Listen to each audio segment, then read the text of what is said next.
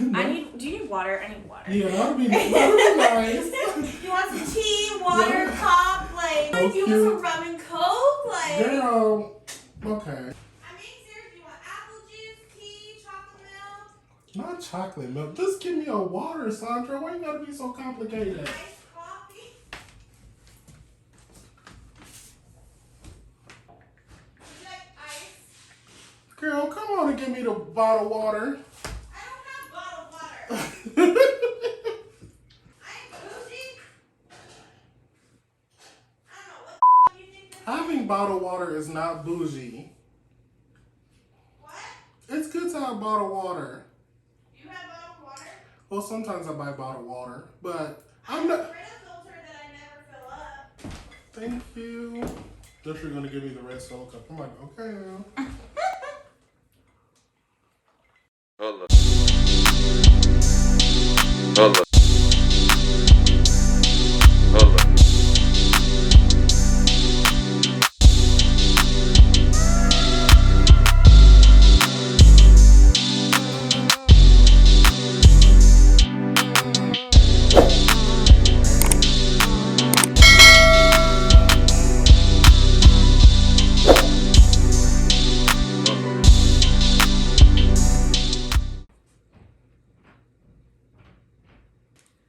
Stop it. Come on. I was gonna, you know like- it looks good. What? I was just gonna like. Can you see the sign?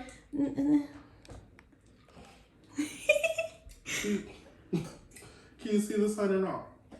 Not pushing it back. I'm not No. pushing it back. Because I had it right there so the ring doesn't get in the picture. It's not in the picture. Are you sure? I'm 1000%. Do you want to see? It's fine. I trust you. I just want to make sure it's perfect. Is it recording? Did you see that? Did you type that?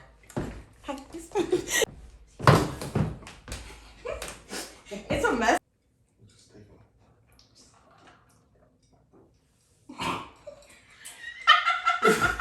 Hi, welcome back to my channel. Today, I'm here in Sandra's studio, Talks with a Nobody studio with Sandra, and today she's featuring me on her show, and it's cool in here. I like it. I like all the pictures, the yellow wall. But today, this is a very sensitive topic, talking about mental health, and I think people should really take it seriously. I shouldn't be the person to be having this conversation.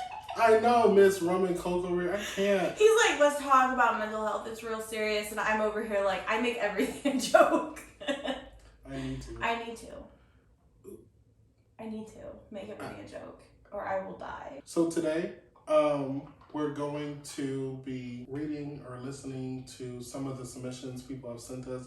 We received a lot of submissions, surprisingly, and we can only pick a few that we have to read. So I want to thank everyone who submitted your mental health story, and today we're going to be honoring a select few. I'm so nervous. Why are you nervous? I don't know. I just haven't got down like my intro yet, You need me to beatbox for the intro?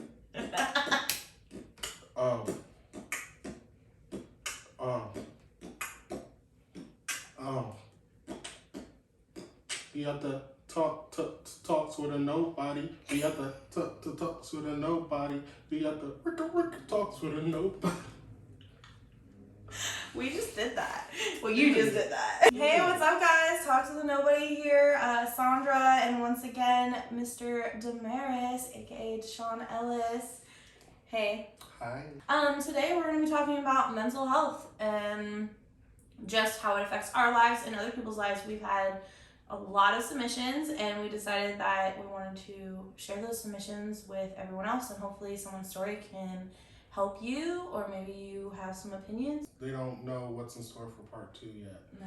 Because it's going to be a lot, but... It's going to be heavy. I feel like part 2 is going to be heavy. Yeah, part 2 is definitely... It's going to be... Today, we're going to just share some stories, and we're really appreciative of everyone who decided that they wanted to share their story. Yes. I just want to say thank you for that. I've read, like, a crap ton. The thing about my submissions is they sent me them. I read, like, one of them, but the other ones that I got, like I didn't read because I wanted to read it in the moment. Right. So first, I do want to talk about like our mental health journey. I know we touched base on it like in the last video. yeah.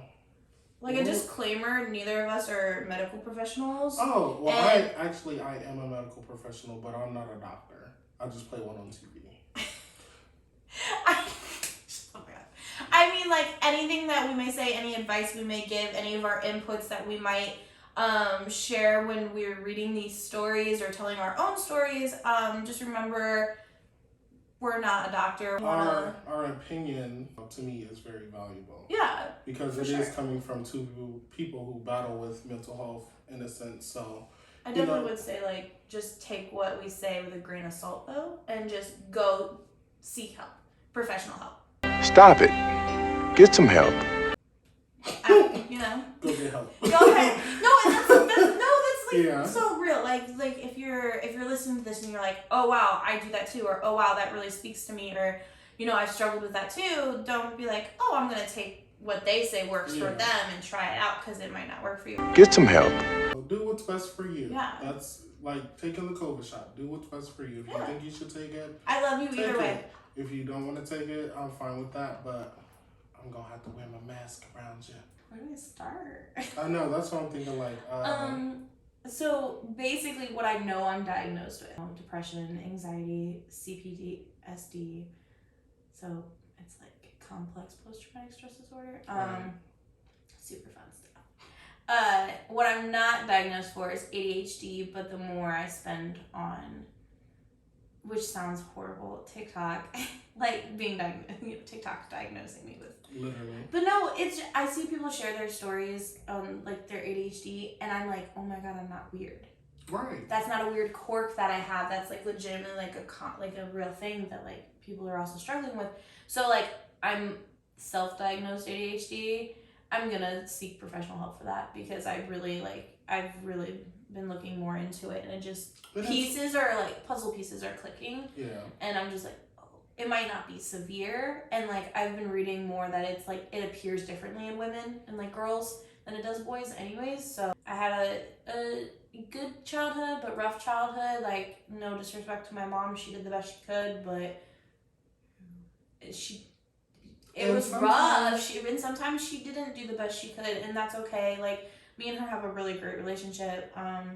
My dad, you know, whatever, it is what it is. But I've dealt with, you know, sexual trauma, like that kind of stuff, and that leads into things. I'm trying not to like get too depressing because I hate when I get like too into it. Like, just a gist of like my mental health. But the most recent stuff is just like, after having Booker, I had a really bad postpartum. And then I spent the last 3 years with him, and like I was a stay-at-home mom, and that has its own mental tolls of like you're not talking to grown adults. The only adult interaction I have is like with Devin when he got home, and by then he's like, I'm tapped out for the day, so you know. Yeah. And then finally we agreed like maybe I need to go back to work. So then I come home to my 3-year-old. So I deal with a lot of mom guilt lately. I'm drained. Feel kind of like lost because I know like childcare I don't think is something I want to do. I'm really good at what I do. Like, everyone's like, oh, you're really, like at work, everyone's like, oh, you're really good at it. And I had dinner with a coworker tonight, and they're like, you're really good with kids, and like, you know, you could be a teacher if you wanted to, but it's not what I'm passionate about.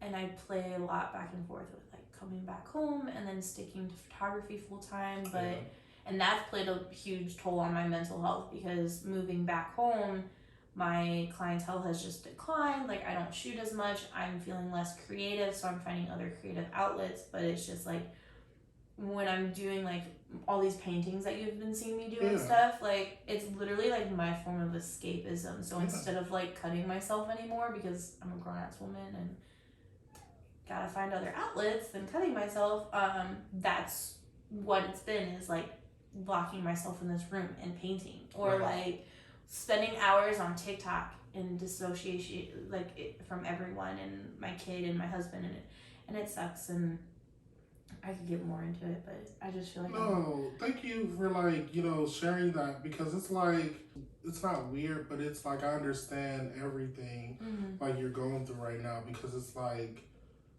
you have trauma from your past, and now it's like future trauma that's going to affect your future as an adult too. Yeah.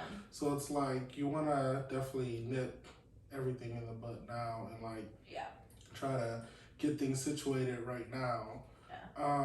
No, thank you for sharing that, and I'm that don't make me cry. Yeah, I understand where you're coming from in a lot of sense in that, from moving back home to clientele declining and everything. It's like that's a lot to deal with on top of it just makes you question your self-worth, and like I dropped my prices again because like it's the only way I'm gonna rebuild clientele, and it sucks. You did the shoot you helped me with my one shoot for all my past sexual like assaults and abuse and everything, and that was like a mental freedom. It's been fun. No, it hasn't. It's been fun. It's a lot. It is.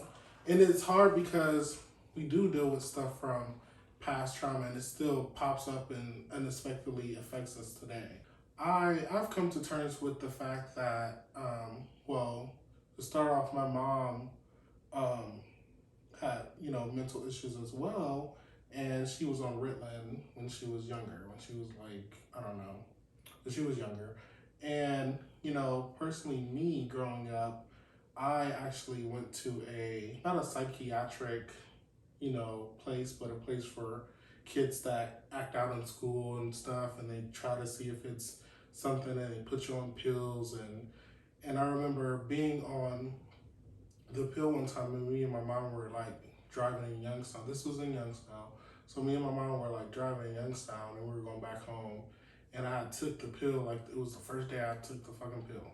So she was like, "You're really quiet." I was like, "Yeah." And I didn't know what to say after that. Like, she was like, "I don't know if I like this or not." I didn't say anything after that. Like, I didn't know what to say in that moment. I wasn't myself.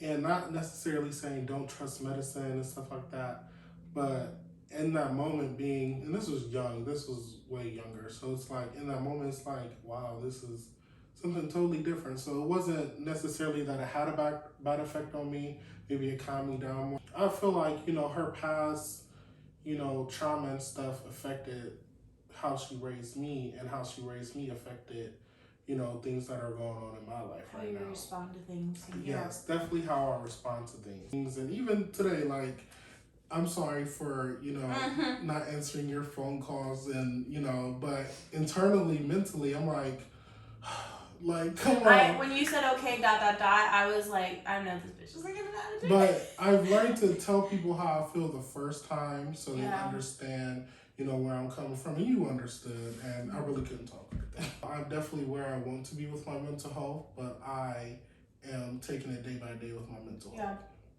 And just knowing that I am on this strict, routine, I'm not necessarily closing everybody up, but setting boundaries to who I want to deal with and what time. I feel like, time is very valuable, and people don't, value your time as much as you do, your own time at least. Right. So it's like you really have to set those boundaries, and when you lift those boundaries up, I'm all here for you, and I'm, there and stuff, but it's like when you're in your own place and where you want to be in life, what goals you need to accomplish. The thing about social media, and people say this all the time, the thing about social media is that it literally mentally affects you too. When you see all these people in bathing suits and houses and dogs and kids and everything succeeding in life, you're like, what am I doing wrong? What can I be doing to do it correctly? You can't compare. And it's hard to, stay in your own lane and not push yourself to, want to be in a bikini. It's hard, and that I feel like social media puts that mental strain on people in general. With my mental health, it's a day-by-day process. I have my techniques for how I handle it. I have yet to seek a medical professional because not necessarily that I don't trust doctors, but you have to find the right one for you. And I will have to be able to trust you as a person, there's HIPAA laws and things like that. but trust you as a person that you not necessarily want the best for me, but are going to help me complete my goals in life too, along with Right. being diagnosed with mental health. Yeah, it's a lot. I use music. I use this to deal with my mental health and what I deal with. But recently, I have been in, a good mood. I haven't like pushed anything back, or I've just been setting a lot of boundaries with a lot of things, whether it comes to people, whether it comes with my time and things like that. So it's like I don't really have to deal with certain things if I don't have to. Let's just jump right into sharing. I really want to share with this girl. I actually know her. She's a really cool girl. She's been diagnosed with depression. She's been on medication for years. She's had other past traumas and stuff. But she said, I've been on 50 milligrams of Zoloft for about a year now, and I'm doing pretty well. My therapist retired about 6 months ago, and I know that I really need to get back into therapy, but it's so hard to find someone who accepts my insurance and that I vibe with well. This is where I'm going to jump around a little bit because I just thought of it. I had a second daughter 2 years ago, so she already has a daughter. She had a second child 2 years ago who was a product of marital rape. I wanted to abort, but even with assistance, it was over $900 and just not feasible for my family. And then I remembered that I had a friend tell me when I was 18 and had my first boyfriend that she had a friend who would adopt my baby if I ever got knocked up. So I texted her and asked her if she would get a hold of him for me. By some divine stroke of luck, he and his wife liked us and they wanted to adopt her. I was so miserable for those 9 months. My husband was working 16-hour days, 5 and 6 days a week, and leaving me home alone all day with a 2-year-old, knowing how depressed I was and that I just wanted to die, but he didn't care. I don't think anyone actually knew just how depressed I was during that time.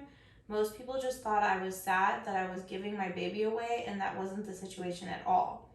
When it came time to be induced, nobody would leave me alone. I'm on my younger sister and my husband. They all thought that I was so fragile, that I was gonna break, and just wanted them to leave me alone so that I could breathe a sigh of relief without being judged. Everybody thought I would have a massive postpartum depression made worse by the fact that we chose adoption, but there was no postpartum depression. It was as if all of the anger and sadness that I had felt for the last 9 months was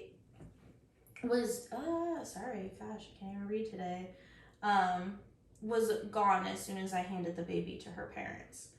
That was still the easiest decision that I've ever made in my entire life, and I wouldn't change it for anything. She turned 2 last week, and we went to the birthday party, and everyone still looked at me like I was so fragile.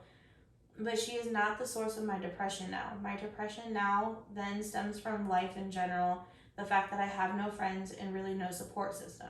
It's so interesting to me to learn now about the various kinds of abuse and just childhood trauma that I've suppressed, sexual assaults that I didn't realize were in fact sexual assault. I still have so much more to work through though, but I'm getting there. I can't talk to my family about the traumas that they caused me because they'll just victim blame or bring up things that I did to them in retaliation, but still never acknowledge the fact that I did the things because of the way they treated me. But I guess that's something I just have to make peace with. But I'm doing well for the most part. Suicide hasn't crossed my mind in about a year now. I'm not sure if this is any kind of story you were looking for, but I hope it was helpful. Thank you so much for that submission. Yes, that was a good first submission from one of I our... really wanted to share her story because when I read, like I said, I proofread all of these, and when I read the marital rape, I was just like, oh my god, we're talking hard topics in general, and that's one that isn't spoken about. Is even if you're together, you know, and I just couldn't imagine having to carry a baby to term. And it's weird because now she's like, I'm okay, I'm this. Yeah, you that's so sad that she went they're through not all together. that. And now she's she's still trying to rise above it and everything. And she's like, I'm okay. My family still throws things in my face and they get mad at my reaction because of the. I can definitely vibe with that so much because I just had a family member do that to me recently. Like just blow stuff from the past in your face.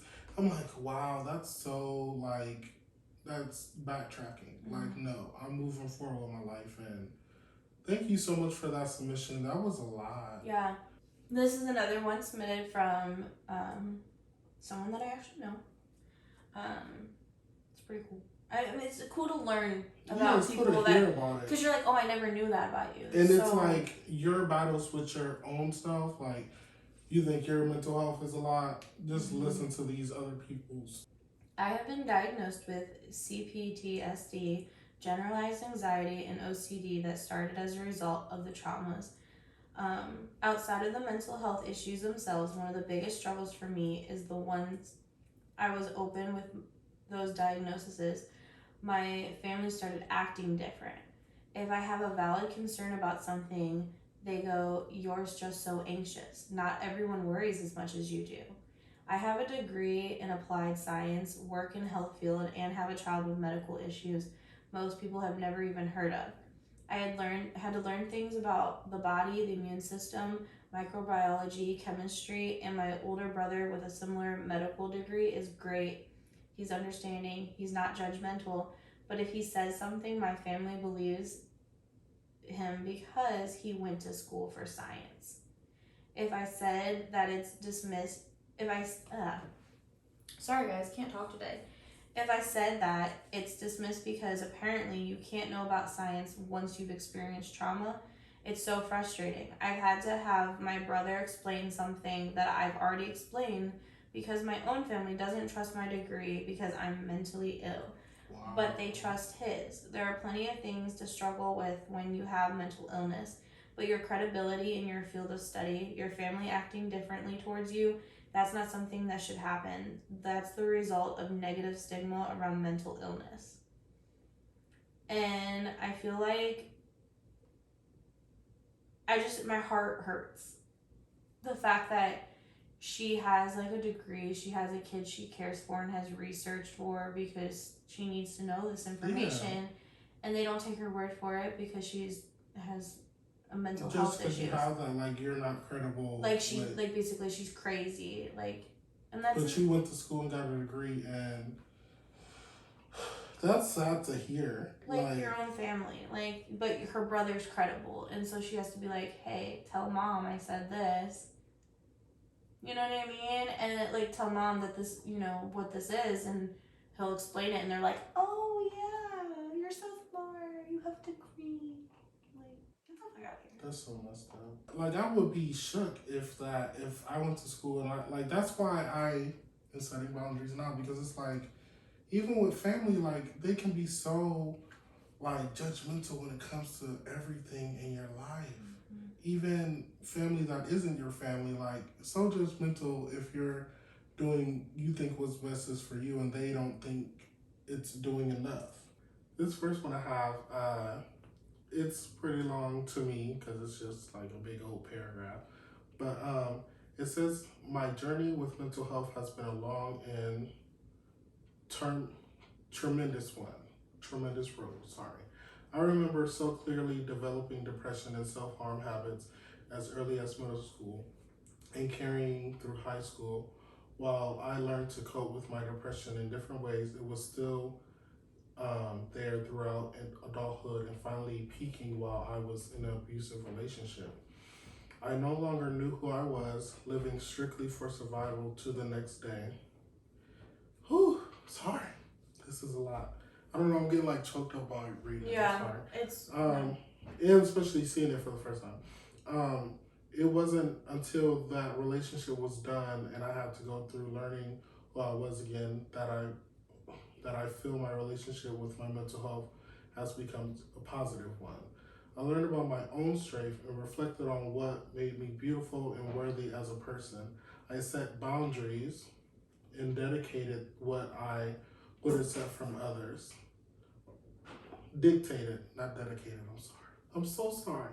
Ultimately learning that how others treat me reflects more about themselves than it does me, and I am not obligated to fit anyone's mold other than my own. Period. I like this one. Thank you for, okay, it's not done yet, but you speaking. Coming into that mindset was so freeing and gave me the ability to heal from lifelong trauma and find happiness I had been searching for. It's been a long road and I have a lifetime to go, but now being dedicated to myself and my happiness above all else gives me the assurance that I can make it through. We hear it all the time, but if I could say anything to the middle school girl who was seeing what depression looked like for the first time, I say it gets better. You will end up happier than you ever thought possible. Keep that loving heart you have for others, but dedicate a large portion to loving yourself. We can't help the ones we love the most without first making sure we are able to get through ourselves. Very true. Very true. And thank you. I love how positive that's. Yeah, I needed that because that was really a positive one. I like that. I like how it's like a rose from concrete in a sense. Like, I'm glad that you've realized your mental health and you walk through it, and now you're able to share that with other people, and that you're able to share this with us today. You're able to show people that that just shows you how far at the end of the tunnel. Yeah, it just shows you how far you've came and how positively of an impact you're gonna make on people just watching this. So I'm gonna read another one. It's pretty short too. I recently saw this person. And you never know how to react when you find out something like this, and you never know what to tell people when you find out something like this. She said, finding my spouse dead has left me traumatized. She begged me not to leave her alone that morning. I blame myself for not being there with her. She felt alone sometimes, and she died alone. And that... I can't tell you how to feel because I don't know, and I'm sure you can't blame yourself. And you can't tell them that in the moment. I mean, I should have. Sometimes I'm like, I should have told her not to blame herself, but I didn't know this until she sent me. I didn't know that happened, but I didn't know all of this until she sent that, and I was like, oh. Okay, but it's like I can't, blame. You can't blame yourself. But this story is like it's short, but it's straight to the point. And I am sorry that you. Oh, absolutely. You did lose My heart goes out to you. You did lose your life partner. I spoke with them a couple days ago, and it was hard to say that I'm sorry because they've probably been hearing that a lot. They've probably been hearing so many things, and like the last thing you want to hear is I'm sorry when you lose someone. And when your words are very, in that crucial time, your words to anyone who has recently lost someone is very important. So it's wise to choose your words, wisely. But I'm so sorry that happened, and you will get through it, with the help of, people around you and your family. And thank you so much for sharing that. Absolutely. That's a lot. Yeah. These are a lot tonight, so. This is a heavy episode, and I apologize. This is a video actually, and they said they didn't mind being on camera. I'm not sure if I'm gonna put the video in here or not, or I don't want to. I said it was totally anonymous, but this person said they didn't care. I was gonna just write it out, but I just said I'll make a video instead. So basically, what I feel like mental health is to me is it's very slept on. People doesn't take it serious. I have been through a lot with mental health. Mental health, and still to this day, is very challenging. I still deal with a lot of things. Depression, PTSD. Like, I deal with that still to this day, and it's very hard. And sometimes I yell. But what I would think it is to me is that it's something we can't control. It's something we shouldn't be ashamed of also, because we can't control it. It's ways to work through it and cope with it, and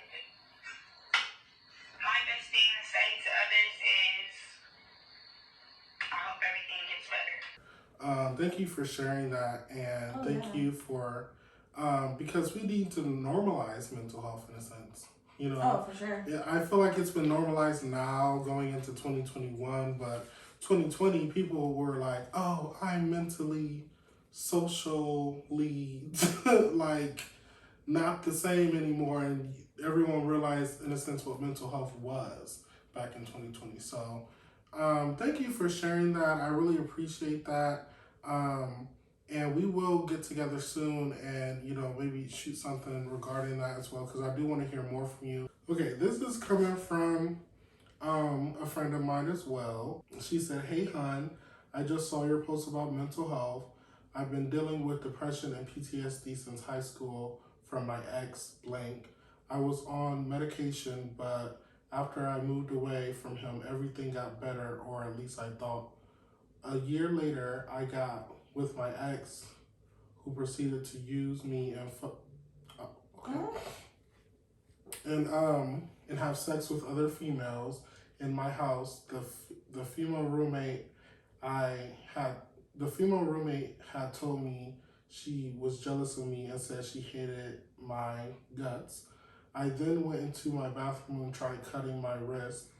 I tried to leave that day, but my ex said, 'Come back to talk,' and I was stupid for doing so. Months down the road, my ex stayed out all night with a female who said was having a meltdown, but turned out they were having sex in front of the hospital. I threw all his stuff out, and I left the next few days after that." Whoa. What? The hospital? Come on. Oh, wow. Get some class. Uh, I'm sorry. I'm not making light of No, your that's- situation. I'm just saying, Like, like, I bet fuck that they guy. thought that too. Like, get some class, like a hospital though. A hospital. Okay. Moving on. I'm not condoning cheating, but if you're gonna cheat, at least fucking do it right. All right. I moved back home to my parents' house. I've been trying to track down my older brother, especially since we were close growing up. He would have been so excited to be an uncle, and I knew for certain he would have came back home for her. But obviously, it was too late. March 2020, I got a message from one of his friends here saying, "Hey, I'm sending this message because while I was at work, your brother hung himself." No. I cannot believe what I was saying, thinking it was some cruel prank until, because I haven't heard from this guy in months, especially he asked me money from me. I called another friend of ours who was closer to him, and he said, "I'm sorry, I didn't know how to tell you." My life crumbled around me at that moment. I lost my best friend, big brother.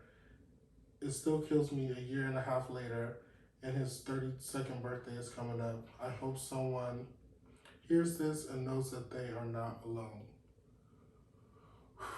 But Wow. that's a lot to unpack. It's really sad that no one told you. Like, wow, that's... First off, I'd fight somebody if no one told me my brother. I would have to. Sometimes I just don't even know how to unpack what I just heard. Yeah, And like it's the just first half, it was going in a totally different direction. I like, that she switched it up for us, because that second half was something crazy. For her situation, like cutting your wrist, that is a lot. Like, I've went to school with people who've done that. We went to school with people who've done that. You've done that. It's fun. So Don't do it, kids. it's not like It's not funny. the best decision in the world, and not like, it's sad that you felt that emotion in that instance to go do that, and I'm like, wow. Mm-hmm. Wow. And from personal experience, this might be too dark, but I never did it for suicidal purposes. I did it as a form of release, and that was my relief. Right. It was literally you do it, and it was just I don't know, it was a weird, I mean, obviously, like I said, painting, there's other escapism for me now, but I don't recommend anyone cut themselves. If you are, I want to put this in here, if you are contemplating suicide, make sure you call the suicide hotline. It will be listed in the video. This is actually a male listener, so this is a male perspective. It's interesting. This one's kind of hard. It all started, I was 17. Wow, getting back there. My aunt had just passed suddenly from alcoholism. My girlfriend at the time that I deeply loved, my first love, we broke up because she was all over other guys, and when I asked her to be my +1 at my aunt's funeral, she told me no, which this was my person, and like the only person I really like thought like I was gonna spend a future with, which I get, like 17, young love, man. But like it just broke his spirit. I was still in high school. I went to school the next day after my aunt passed, which I was extremely close with, but was out of it, not my normal happy self. I shouldn't have went. It was brutal for someone close to you dying in such a hard way, and it isn't best for like your senior year. Not only did I break up with the absolute love of my life, my aunt died, and then my ex just couldn't care less, and she was just too busy, you know, doing her thing, fucking around and shit. So just like normal, me and my buddies decided we were gonna go smoke. We would start working out. Oh my god, the thing just skipped. We went working out and stuff, and I noticed that like I was getting really bad, like my heart was pounding. Right. You know, and you know, they were like, oh, just push through it, it's normal. I'm overthinking everything. Well, I was like, well, fuck it. I'm with the boys, it's fine. While working out, my heart just didn't feel right. It was out of my chest. Come through paraphrasing. I see you working over here, Sandra. I told my mom about it, and she said, what happens when you work so hard? So I thought it was normal, and I was okay for about 2 days. After that day, I started checking my heart rate constantly. I never did that before, so I didn't know what was right or wrong with my heart, so I just was like, whatever. Well, I developed a sense of, oh, that's too fast, or oh, that's too slow. So it seems like he started to build a paranoia about like, and an anxiety about where he, you know, his heart rate and everything. Right. On top of dealing with what he's going through. Yeah, he sort of went into a panic mode, and this is where I go back to reading. I dropped out of school because I couldn't stand the feeling I developed of my heart rate being fast. I stayed in the room of my grandma's house, totally isolated. I was basically a hermit that was scared to leave its shell. I was in bed from the time I woke up to the time I went to bed because I didn't want my heart to race too fast. I remember peeing in a bottle I found under my bed because if I got up to go to the bathroom, I would have a full-blown panic attack. I would think I was dying. I had heart palpitations that made me feel so sick. I'd get hot and cold at the same time and get sweaty but freezing. I'd get panicked where someone was trying to kill me, but I was just trying to pee. One day my step-grandpa asked me to help with yard work, and my heart was just going crazy. I told him no. He got mad because I was living there free and wouldn't help with anything, and little did they know what was going on with me this whole entire time. I was the type to hang out with anyone, and then I just became basically bedridden. They kicked me out of the house, and my mom came over, and I cried for the first time in forever. I told her everything that has happened, and she said we'd have to go see a doctor.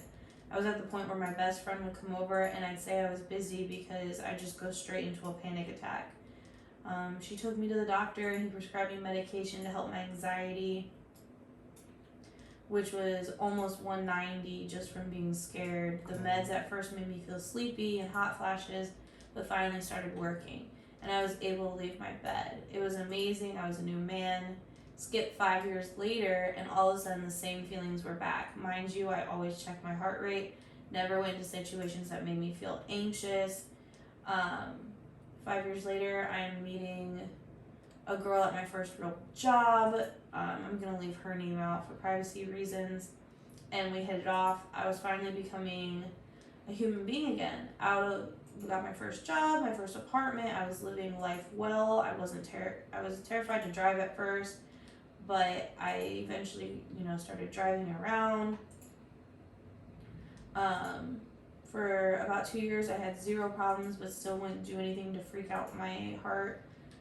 I was avoiding playing sports and stuff. Well, hit again.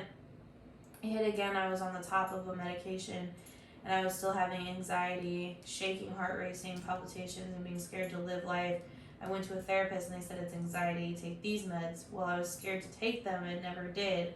So I quit seeing the therapist and said, I'm a man, and I can do this on my own. I hate that mentality, but yeah, okay. Still with the same girl. Got into guns and, went shooting every day. Made me feel safe, made me feel, good. And then I started having bad thoughts, oh, I should shoot myself in the head. No one loves you, shoot yourself in the head. And I'm not the type to be like that. I'm typically an outgoing person. I love life. And I'm having these thoughts. I broke down crying, told my girlfriend, she took all the guns out of the house. I told her, this is not me. What's going on?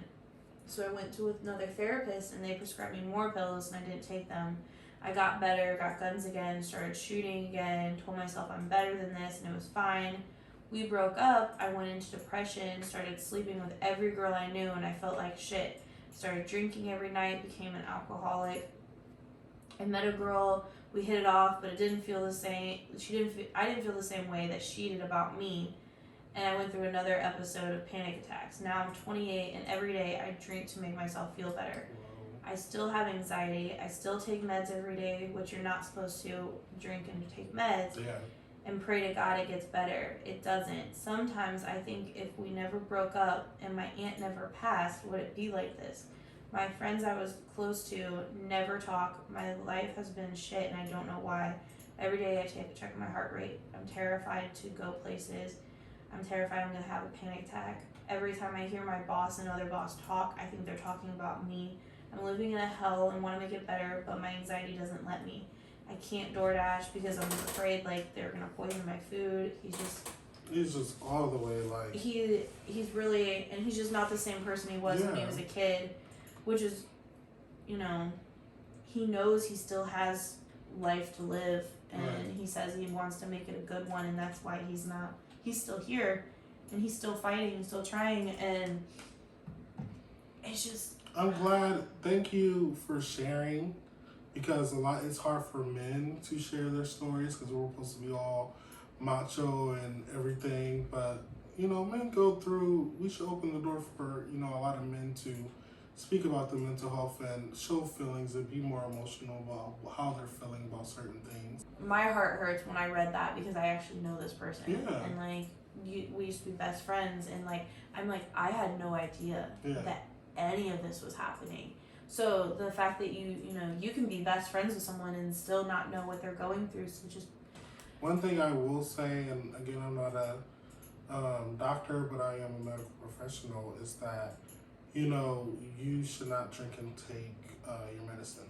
Please don't do that. No. It's not good to do that at all, and that can long term, you'll have some long term effects from that. Thank you for sticking up for the men and showing people that men do have emotions, and we should be more vulnerable when it comes to talking about our mental health and talking about things we go through.